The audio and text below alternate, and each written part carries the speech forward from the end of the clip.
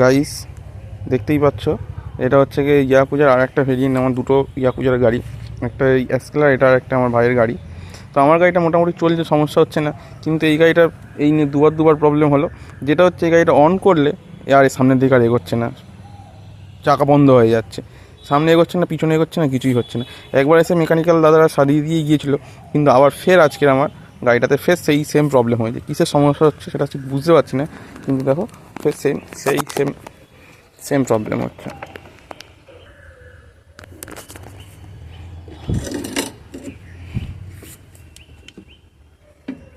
এদিকে গাড়ি দেখাচ্ছে রেডি, কিন্তু এই হচ্ছে গাড়ি কিন্তু পিক আপ দিচ্ছি আমি, ফুল পিক আপ দিচ্ছি, কিন্তু গাড়ি কিছুতেই আর সামনে এগোচ্ছে না।